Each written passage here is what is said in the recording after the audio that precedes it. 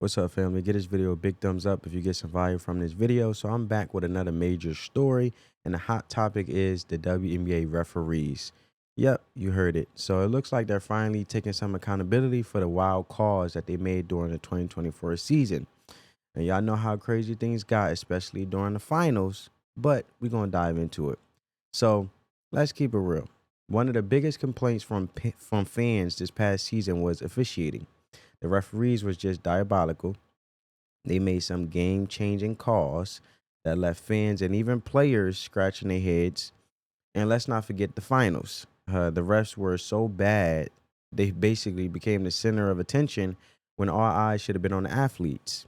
And one of the crazy moments, when they gave Caitlin Clark a technical foul for just punching the back of the rim, which is wild to me.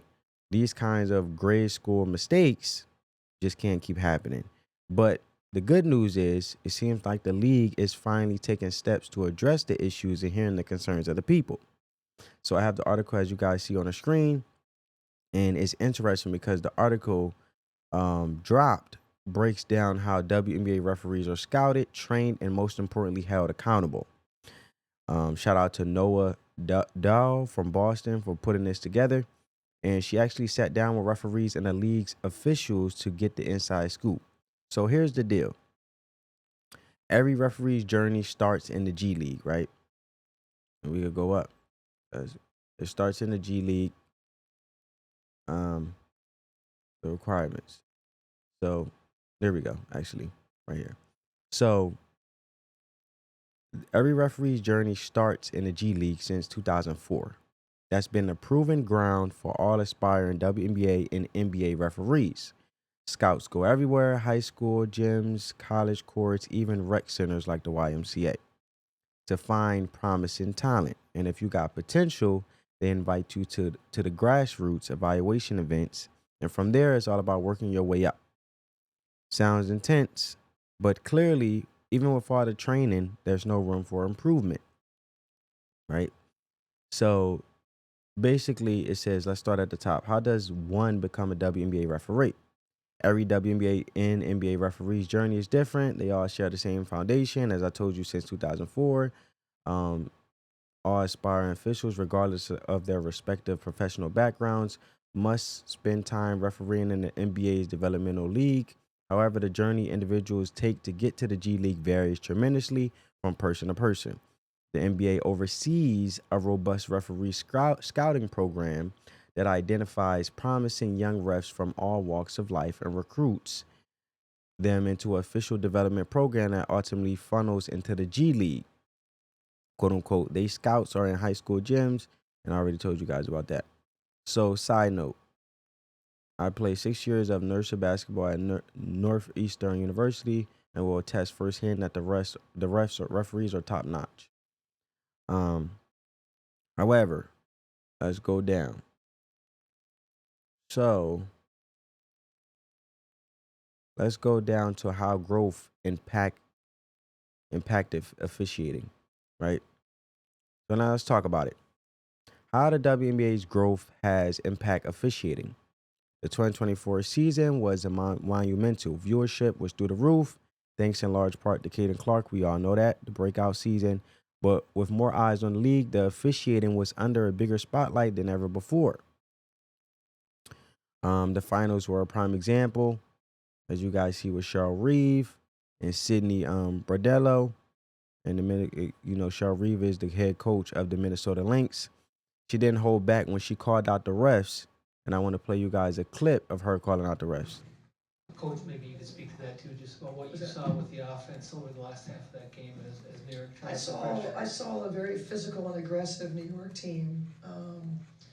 We know this from being a part of the game for so long that sometimes you get away with stuff when you're physical and aggressive, and they certainly did.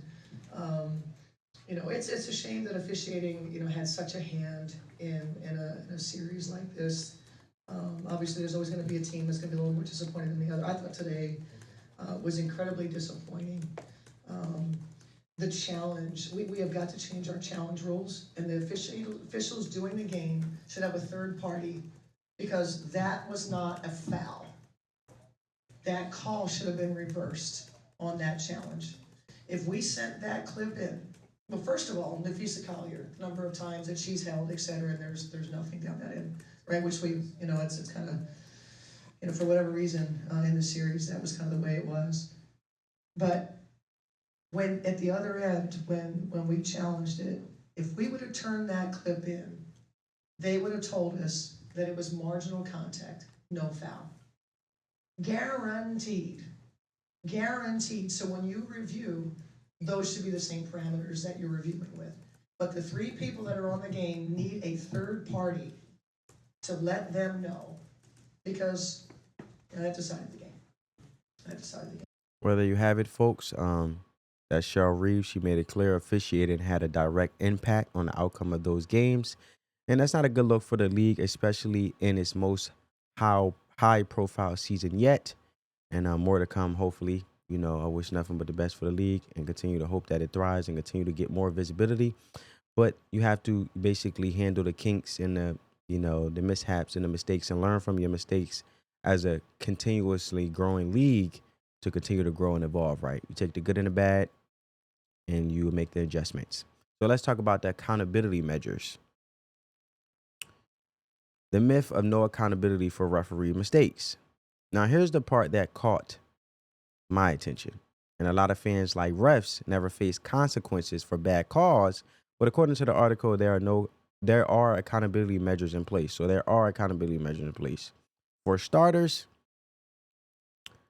according to the article, refs are evaluated after every game. Their assignments are based on performance. And since WNBA refs are paid per game, messing up can cost them future opportunities and money. Playoff assignments are also reserved for the best performing refs. So if you're not on your point or not on point, you're not making it to the big stage, right? So that's what that basically say here. Look, here's something I didn't know. I didn't know about the WNBA has an internal system where every game is analyzed.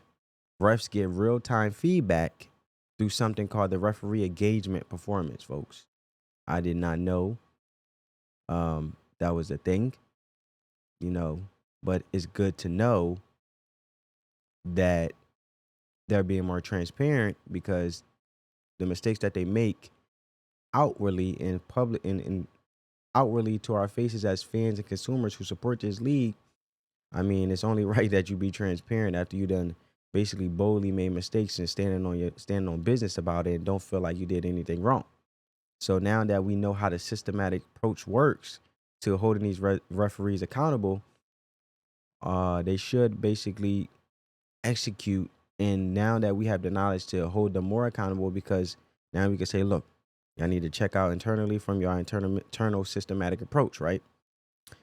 But, and also take feedback, not just from, I feel like they should take feedback from the fans. Now, I'm not saying all fans are right, but to consider it, right? We are the consumers. We determine if this league is even worth watching for these referees in turn of athletes to get paid, in which they capitalize off of, butts and seats and viewership and ratings and so forth.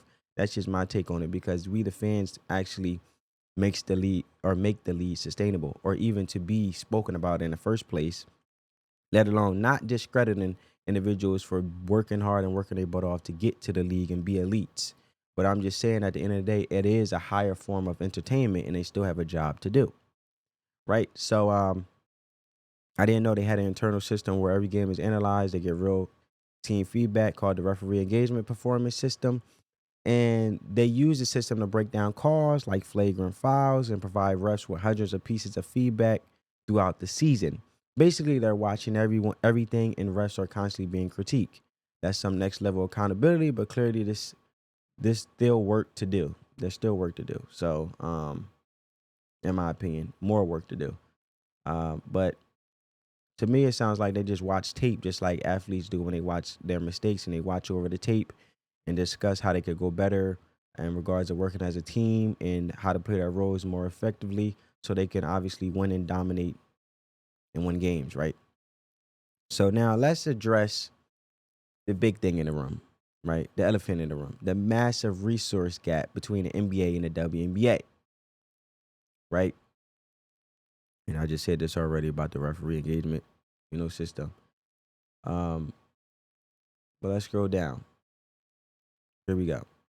So the WNBA versus NBA resources gap. NBA refs are salaried employees from this article, while WNBA refs are paid per game. Plus, the NBA season has 82 games, giving refs way more opportunity to refine their craft. The WNBA just doesn't have that same setup. And that disparity definitely plays a role in officiating issues we're seeing, right? But as you guys see, still an undeniable resource disparity exists between WNBA and NBA officiating. Sue Bloch says she does not believe that the WNBA's officiating is any more inconsistent than the NBA's. However, it is fair to say there are clearly more resources on the NBA side. For one, NBA refs are salaried employees with more officiating opportunities, given the fact that their season is 82 games. WNBA referees, meanwhile, get paid per game. I said that already. So while NBA officials will typically only officiate NBA games, once they begin with the NBA, WNBA referees have to switch gears throughout the years. Additionally, while G League basketball is not exactly the same as the NBA's, it is inherently more similar to the NBA than the WNBA, given the fact that regardless of how you slice it, the NBA and G League are both men's basketball leagues with overlapping players. So it's fair to maintain that the current development track is better served to prepare referees for the NBA and than the WNBA. I don't care how you put it, because at the end of the day, if the systematic approach for the NBA and the WNBA is the same, then you can hold individuals across the board accountable for the same thing. And on top of that, obviously, if they're refining their craft because the NBA has more games when the WNBA is not playing, they can use the NBA and the G League as an opportunity to refine their craft. It's no excuse why they shouldn't be on top of their game in regards to officiating the WNBA. So don't try to justify it and say, well, the NBA has more resources. Well, officiating the game of basketball is all the same. Whether it's high school, whether it's middle school, elementary school, whether it's the NBA, they work their way up in the ranks, right? You guys heard me say that before. So at the end of the day, maybe if the WNBA get their act together and stop being full of drama queens and actually capitalize and stop using the NBA as a lifeline and actually continue to follow their golden goose, in this case, Caitlin Clark, who is their marketing tool, and not abuse it, then they can be more sustainable on their own and make money on their own and not be owing $40 million like they did the past season of 2024 and continue to owe and continue to be in debt for the last 25 years. This WNBA league exists, and they still have to pay back NBA investors that they're trying to convince to add more teams to the WNBA when they put out more money than already to the forefront of making this league exist in the first place. So you cannot really say the hand that feeds you has more resources when they're still funneling the resources to you. And if that's the case, you feel that way, why the WNBA referees, they aren't salary, they get paid per game, and the way they act this way is because look at the resource standpoint that they don't have as much time, or the longevity of when they referee in the WNBA is way shorter than the NBA. Well, make the choices to be sustainable on your own, to be more lucrative so you can capitalize and not have to worry about you not having less resources than the NBA if you want to join this type of dialogue and justify why they are doing the things that they're doing, which is still not an excuse in my opinion. Because at the end of the day, if y'all want to be sustainable on your own, these referees are going to cost y'all just like the way y'all operate as a franchise. So as always, the article is amazing. You can read it yourself. I skimmed through it and basically gave you a synopsis, and basically had a conversation with you guys and, took notes and, kept it straightforward, straight to the point.